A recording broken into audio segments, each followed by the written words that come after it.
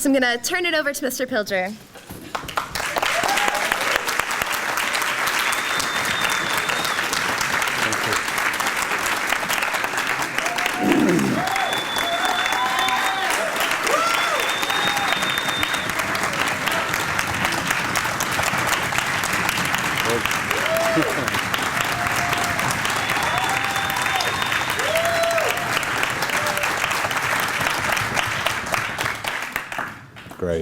Great, thank you.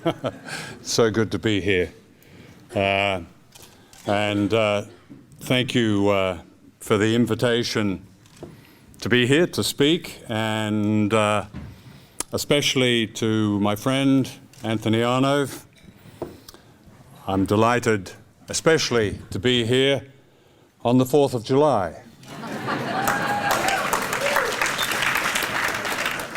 Which is an appropriate day to talk about Empire, Obama, and America's Last Taboo. I'm sorry that title's a bit wordy, but I couldn't get it down to something as it should be. Now, 2 years ago, I spoke at Socialism in Chicago about an invisible government, which is a term used by Edward Bernays, one of the founders of modern propaganda. It was Bernays who, in the 1920s, invented public relations as a euphemism for propaganda. And it was Bernays, deploying the ideas of his uncle, Sigmund Freud, who campaigned on behalf of the tobacco industry for women to take up smoking as an act of feminist liberation, calling cigarettes torches of freedom. At the same time, he was involved in the disinformation that was critical in overthrowing the Arbenz government in Guatemala. So you have the association there of cigarettes and regime change. The invisible government that Bernays had in mind brought together all media, PR, the press, broadcasting, advertising, and their power of branding and image making. In other words, disinformation. And I suppose I'd like to talk today about this invisible government's most recent achievement, the rise of Barack Obama and the silencing of much of the left. But all of this has a history, of course, and I'd like to take you back some 40 years to a sultry and, for me, very memorable day in Vietnam. I was a young war correspondent who had just arrived in a village in the Central Highlands called Tuy Loan.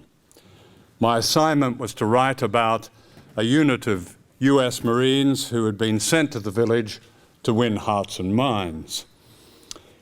My orders, said the Marine sergeant, are to sell the American way of liberty as stated in the Pacification Handbook.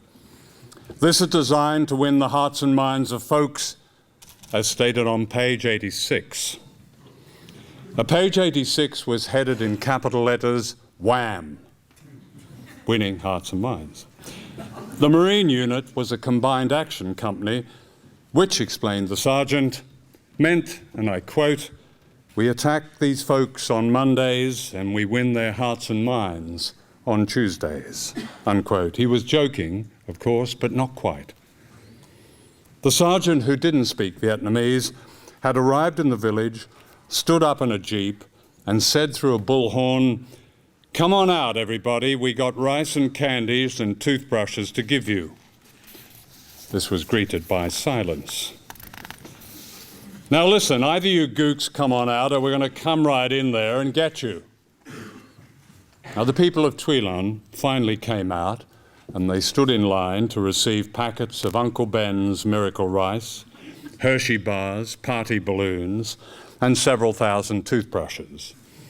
3 portable battery-operated yellow flush lavatories were held back for the arrival of the colonel.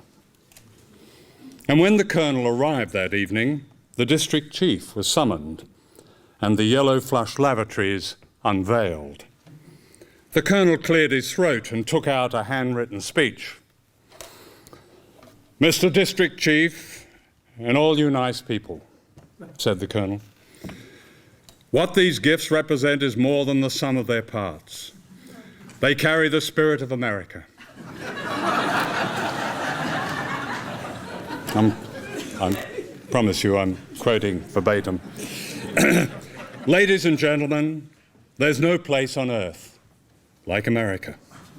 It's the land where miracles happen. It's a guiding light for me and for you. In America, you see, we count ourselves as real lucky, as having the greatest democracy the world has ever known, and we want you nice people to share in our good fortune. Thomas Jefferson, George Washington, even John Winthrop's city upon a hill got a mention. All that was missing was the Star-Spangled Banner playing softly in the background. Of course, the villagers had no idea what the Colonel was talking about, but when the Marines clapped, they clapped, and when the Colonel waved, the children waved. And when he departed, the Colonel shook the sergeant's hands and said, "We've got plenty of hearts and minds here. Carry on, Sergeant." Yes, sir. In Vietnam, I witnessed many scenes like that. I'd grown up in faraway Australia on a cinematic diet of John Wayne, Randolph Scott, Walt Disney, and Ronald Reagan. The American way of liberty they portrayed might well have been lifted from the Wham handbook. I'd learned that the United States had won World War II on its own and now led the free world as the chosen society. It was only later when I read Walter Lippmann's book, Public Opinion, a manual of the invisible government, that I began to understand the power of emotions attached to false ideas and bad histories on a grand scale. Now, historians call this exceptionalism, the notion that the United States has a divine right to bring what it calls liberty to the rest of humanity. Of course, this is a very old refrain. The French and British created and celebrated their own civilizing missions while imposing colonial regimes that denied basic civil liberties. However, the power of the American message was and remains different. Whereas the Europeans were proud imperialists, Americans are trained to deny their imperialism. As Mexico was conquered and the Marines sent to Nicaragua, American textbooks referred to an age of innocence. American motives were always well-meaning, moral, exceptional. As the Colonel said, there was no ideology, they said, and that's still the case. Americanism is an ideology that is unique because its main feature is its denial that it is an ideology. It's both conservative and it's liberal, and it's right and it's left. And Barack Obama is its embodiment. Since Obama was elected, leading liberals have talked about America returning to its true status as, and I quote, a nation of moral ideals. Those are the words of Paul Krugman, the liberal columnist of the New York Times. In the San Francisco Chronicle, columnist Mark Morford wrote, and I quote, "Spiritually advanced people regard the new president as a light worker who can help usher in a new way of being on the planet," unquote. Tell that to an Afghan child whose family has been blown away by Obama's bombs, or a Pakistani child whose house has been visited by one of Obama's drones, or a Palestinian child surveying the carnage in Gaza caused by American smart weapons, which, disclosed Seymour Hersh, were resupplied to Israel for use in the slaughter, and I quote, "only after the Obama team let it be known it would not object." The man who stayed silent on Gaza is the man who now condemns Iran. In a sense, Obama is the myth that is America's last taboo. His most consistent theme was never change, it was power. The United States, he said, and I quote, leads the world in battling immediate evils and promoting the ultimate good, we must lead by building a 21st century military to ensure the security of our people and advance the security of all people. And there is this remarkable statement, and I quote, "At moments of great peril in the past century, our leaders ensured that America, by deed and by example, led and lifted the world, that we stood and fought for the freedom sought by billions of people beyond our borders," unquote. Words like these remind me of the colonel in the village in Vietnam as he spun much the same nonsense. Since 1945, by deed and by example, to use Obama's words, America has overthrown 50 governments, including democracies, and crushed some 30 liberation movements and bombed countless men, women, and children to death. I'm grateful to Bill Blum for his cataloguing of that. And yet here is the 45th President of the United States having stacked his government with warmongers and corporate fraudsters and polluters from the Bush and Clinton eras, promising not only more of the same, but a whole new war in Pakistan, justified by the murderous cliches of Hillary Clinton, cliches like high-value targets. Within 3 days of his inauguration, Obama was ordering the death of people in faraway countries, Pakistan and Afghanistan. And yet, the peace movement, it seems, is prepared to look the other way and believe that the cool Obama will restore, as Krugman wrote, the nation of moral ideals. Not long ago, I visited the American Museum of History in the celebrated Smithsonian Institute in Washington. One of the most popular exhibitions was called The Price of Freedom, Americans at War. It was holiday time and lines of happy people, including many children, shuffled through a Santa's grotto of war and conquest, where messages about their nation's great mission were lit up. These included tributes to the, quote, and I quote, exceptional Americans who saved 1 million lives, unquote, in Vietnam, where they were, quote, determined to stop communist expansion, unquote. In Iraq, other brave Americans, quote, employed airstrikes of unprecedented precision, unquote. What was shocking was not so much the revisionism of 2 of the epic crimes of modern times, but the sheer scale of omission. Like all US presidents, Bush and Obama have very much in common. The wars of both presidents and the wars of Clinton and Reagan, Carter and Ford, Nixon and Kennedy are justified by the enduring myth of exceptional America. A myth the late Harold Pinter described as, and I quote, a brilliant, witty, highly successful act of hypnosis.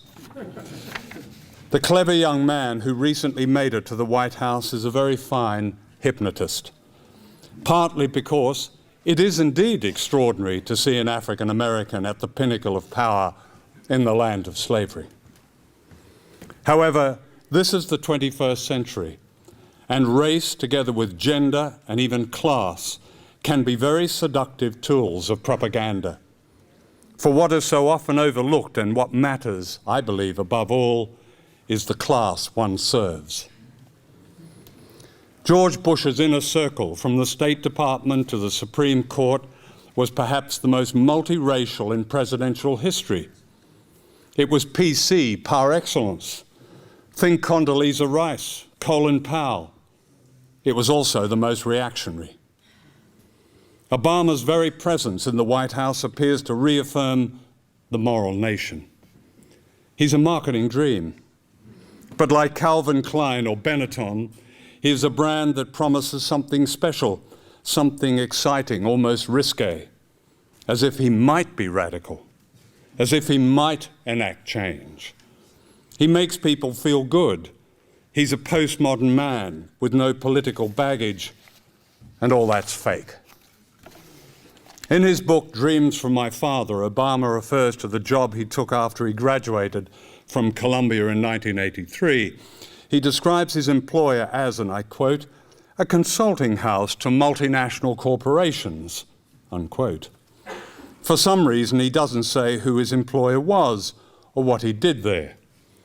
The employer was Business International Corporation, which has a long history of providing cover for the CIA with covert action and infiltrating unions on the left. I know this because it was especially active in my own country, Australia. Obama doesn't say what he did at Business International, and there may be absolutely nothing sinister, but it seems worthy of inquiry and debate as a clue to perhaps who the man is. During his brief period in the Senate, Obama voted to continue the wars in Iraq and Afghanistan. He voted for the Patriot Act. He refused to support a bill for single-payer health care. He supported the death penalty. As a presidential candidate, he received more corporate backing than John McCain. He promised to close Guantanamo as a priority, but instead he's excused torture, reinstated military commissions, kept the Bush Gulag intact, and opposed habeas corpus. Daniel Ellsberg, the great whistleblower, was right, I believe, when he said that under Bush a military coup had taken place in the United States, giving the Pentagon unprecedented powers. These powers have been reinforced by the presence of Robert Gates, a Bush family crony, and George W. Bush's powerful Secretary of Defense, and by all the Bush Pentagon officials and generals who have kept their jobs under Obama.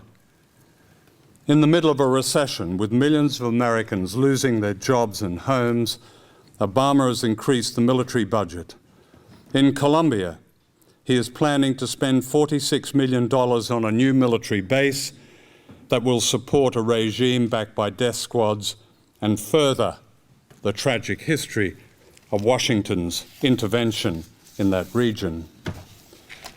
In a pseudo event in Prague, Obama promised a world without nuclear weapons to a global audience mostly unaware that America is building new tactical nuclear weapons designed to blur the distinction between nuclear and conventional war.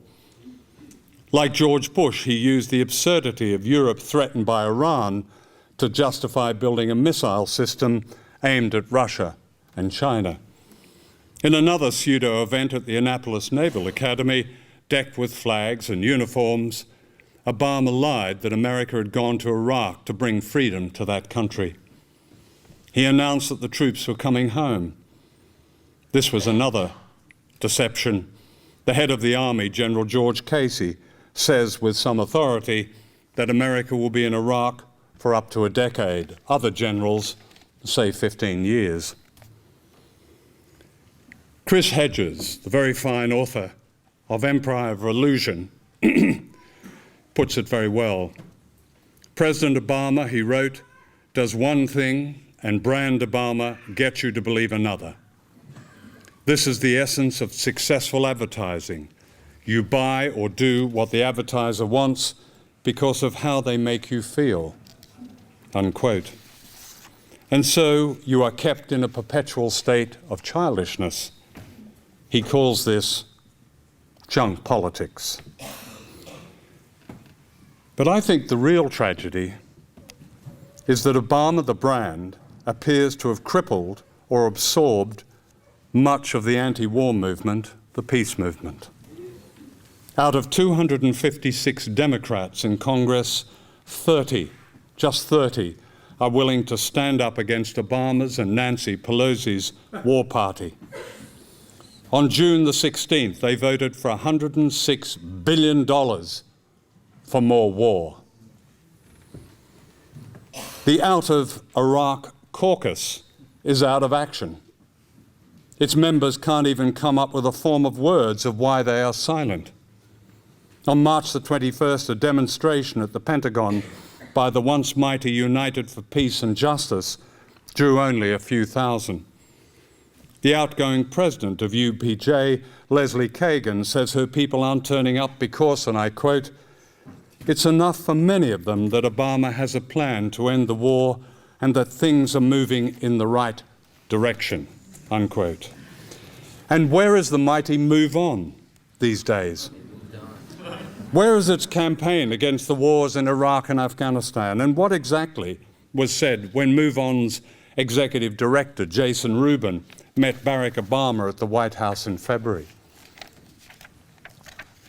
Yes, a lot of good people mobilized for Obama. But what did they demand of him? Working to elect a Democratic presidential candidate may seem like activism, but it isn't. Activism doesn't give up. Activism doesn't fall silent. Activism doesn't rely on the opiate of hope. Woody Allen once said, "I felt a lot better when I gave up hope."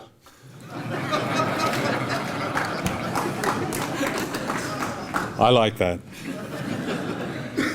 Real activism has little time for identity politics, which, like exceptionalism, can be fake.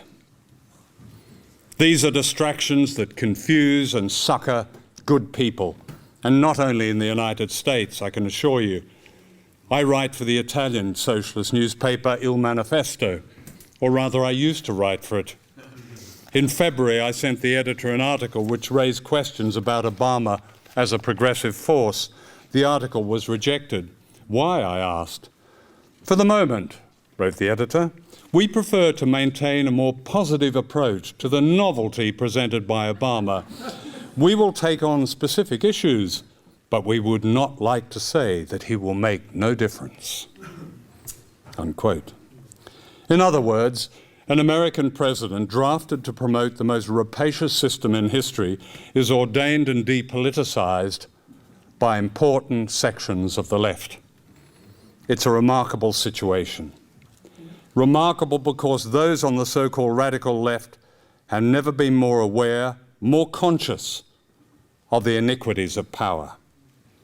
The Green Movement, for example, has raised the consciousness of millions so that almost every child knows something about global warming. And yet, there seems to be a resistance within the Green Movement to the notion of power as a military force, a military project. And perhaps similar observations can also be made about sections of the feminist movement and the gay movement, and certainly the union movement. One of my favorite quotations is from Milan Kundera. "The struggle of people against power is the struggle of memory against forgetting." We should never forget that the primary goal of great power is to distract and limit our natural desire for social justice and equity and real democracy. Long ago, Edward Bernays' invisible government of propaganda elevated big business from its unpopular status as a kind of mafia to that of a patriotic driving force. The American way of life began as an advertising slogan. The modern image of Santa Claus was an invention of Coca-Cola. Today, we are presented with an extraordinary opportunity. Thanks to the crash of Wall Street and the revelation for many ordinary people that the free market has nothing to do with freedom. The opportunity within our grasp is to recognize that something is stirring in America that is unfamiliar, perhaps, to many of us on the left, but is related to a great popular movement that's growing all over the world. Look down at Latin America. Less than 20 years ago, there was the usual despair, the usual divisions of poverty and freedom, the usual thugs in uniforms running unspeakable regimes. Today, for the first time, perhaps in 500 years, there's a people's movement based on the revival of indigenous cultures and language, a genuine populism. the recent amazing achievements in Bolivia, Ecuador, Venezuela, El Salvador, Argentina, Brazil, and Paraguay represent a struggle for community and political rights that is truly historic, with implications for all of us. The successes in Latin America are expressed perversely in the recent overthrow of the government of Honduras, because the smaller the country, the greater is the threat of a good example that the disease of emancipation will spread. Indeed, right across the world, social movements and grassroots organisation have emerged to fight free market dogma. They've educated governments in the South that food for export is a problem rather than a solution to global poverty. They've politicised ordinary people to stand up for their rights, as in the Philippines and South Africa. Look at the remarkable boycott, disinvestment and sanctions campaign, BDS for short, aimed at Israel that's sweeping the world. Israeli ships have been turned away from South Africa and Western Australia. A French company has been forced to abandon plans to build a railway connecting Jerusalem with illegal Israeli settlements. Israeli sporting bodies find themselves isolated. Universities in the United Kingdom have begun to sever ties with Israel. This is how apartheid South Africa was defeated. And this is how the great wind of the 1960s began to blow. And this is how every gain has been won. The end of slavery, universal suffrage, workers' rights, civil rights, environmental protection, the list goes on. And that brings us back here to the United States. Because I believe something is stirring in this country. Are we aware that in the last 8 months, millions of angry emails sent by ordinary Americans have flooded Washington? And I mean millions. People are outraged as their lives are attacked. They bear no resemblance to the passive mass presented by the media. Look at the polls. More than 2/3 of Americans say the government should care for those who cannot care for themselves. 64% would pay higher taxes to guarantee health care for everyone. 60% are favourable towards unions. 70% want nuclear disarmament. 72% want the US completely out of Iraq, and so on and so on. But where is much of the left? Where is the social justice movement? Where is the peace movement? Where is the civil rights movement? Ordinary Americans for too long have been misrepresented by stereotypes that are contemptuous. James Madison referred to his compatriots in the public as ignorant and meddlesome outsiders. And this contempt is probably as strong today among the elite as it was back then. That's why the progressive attitudes of the public are seldom reported in the media, because they're not ignorant, they're subversive, they're informed, and they're even anti-American. I once asked a friend, the great American war correspondent and humanitarian Martha Gellhorn, to explain the term anti-American to me. "I'll tell you what anti-American is," she said in her forceful way. "It's what governments and their vested interests call those who honour America by objecting to war and the theft of resources and believing in all of humanity. There are millions of these anti-Americans in the United States. They are ordinary people. They are ordinary people. They are ordinary people who belong to no elite and who judge their government in moral terms, though they would call it common decency. They are not vain. They are the people with a wakeful conscience, the best of America's citizens. Sure, they disappear from view now and then, but they are like seeds beneath the snow. I would say they are truly exceptional. Truly exceptional. I like that. My own guess is that a populism is growing once again in America, evoking a powerful force beneath the surface which has a proud history. From such authentic grassroots Americanism came women's suffrage, the 8-hour day, graduated income tax, public ownership of railways and communications, the breaking of the power of corporate lobbyists, and much more. In other words, real democracy. The American populace were far from perfect, but they often spoke for ordinary people, and they were betrayed by leaders who urged them to compromise and merge with the Democratic Party. That was long ago, but how familiar it sounds. My guess is that something is coming again. The signs are there.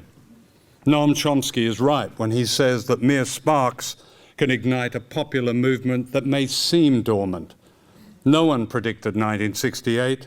No one predicted the fall of apartheid, or the Berlin Wall, or the civil rights movement, or the great Latino rising of a few years ago. I suggest that we take Woody Allen's advice and give up on hope and listen instead to voices from below. What Obama and the bankers and the generals and the IMF and the CIA and CNN and BBC fear is ordinary people coming together and acting together. It's a fear as old as democracy, a fear that suddenly people convert their anger to action as they've done so often throughout history. At a time of universal deceit, wrote George Orwell, telling the truth is a revolutionary act. Thank you.